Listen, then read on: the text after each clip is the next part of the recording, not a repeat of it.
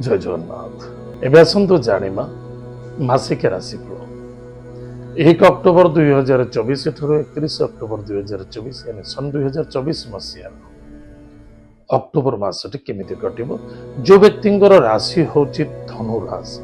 प्रिय दर्शक बंधु, ए मासरे आपनकर धैर्य ही सफलतार मूल मंत्र अटे। धैर्य बहुत आवश्यकता अछि। अधैर्य होले कौनसी कार्य सिद्धि हुए नहीं।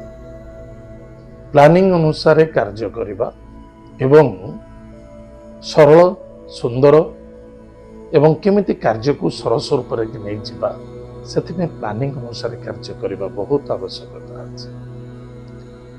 कौनसी बंधु बांधव मित्रता मध्य निजर कमजोरी को प्रकाश करिबा उचित नुहे। बी कौनसी बंधु बांधव मध्य आर्गुमेंट मध्य करिबा उचित नुहे। निजर कर्म एवं कर्तव्य प्रति यथेष्ट ध्यान देवा आवश्यकता अछि।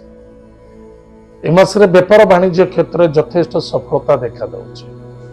यदि आपणकर पाखे धैर्य अच्छी प्लानिंग अच्छी निश्चित रूप से आपण विजय प्राप्त हेबे। चाहे से जॉब रे हो चाहे व्यापार वाणिज्य हो निश्चित रूप वरिष्ठ व्यक्ति सहित श्रद्धा आदरता रखिबा एवं तांको ठारू कार्य हासिल करिबा जबरदस्त टाइम अच्छे। एवं वरिष्ठ व्यक्ति सहित आर्गुमेंट करवा ठीक नुहे। चाहे बस हूँ चाहे कर्मचारी हूँ चाहे पिता हूँ चाहे आमको कौन व्यक्ति गोटे कार्य दौची आम पाखे धैर्य रहा दरकार। से थर को 3 थर आमको हारासमेंट करुँच डोमिनेट करुँच आम धैर्यर सहित कार्य करुचे निश्चित रूप से आम विजय प्राप्ति हवा। उच्च बस बा कर्मचारी द्वारा ही सफलता देखा देता। इनकम सोर्स रे बेटर रहिबो। पारिवारिक स्थिति मध्य प्रति टिके ध्यान देवा आवश्यकता अच्छे। केमती ताको सुधारिबा श्रद्धेय रहिबा श्रद्धापूर्वक चलैबा यथेष्ट ध्यान दियंतु। धन निवेश रे आपण करूछंती कौन क्षेत्र धन निवेश करूछंती बड़ आकार धन निवेश करूछंती टिके भाबी चिंती करिवे। 16 अक्टोबर पर करंतु ता पूर्व नुहे। यदि करूछंती 16 अक्टोबर पर करंतु ताले आपण लाभवान हेबे। ता पूर्व केबे करबा उचित नुहे।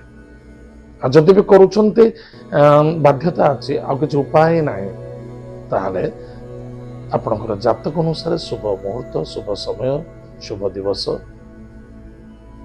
चंद्र को फॉलो करी निश्चित आपण देखी ताहा धन निवेश करंतु। विद्यार्थी विद्या क्षेत्र सफलता अर्जन करेंगे। लव मैटर सफलता देखा एवं कार्य मध्य स्थिति रहिबो। सुस्थ मन सुस्थ शरीर प्रति टिके ध्यान देवे। ताहले प्रिय दर्शक बंधु कौन प्रतिकार करिबा। प्रत्येक दिन ब्रह्म मुहूर्त स्नान आदि कार्य सारंतु। अन्यथा प्रातः समय स्नान कार्य सारी गायत्री मंत्र को जप करंतु। गुरुवार बुधवार शनिवार ए 3 दिन प्रशस्त वृक्ष मूल जड़ गुड़ दान करंतु। श्वान को किसी खाइबा को दियंतु। गोमाता को सेवा करंतु। निश्चित रूप से आपणकर मंगल हो सफलता देखा।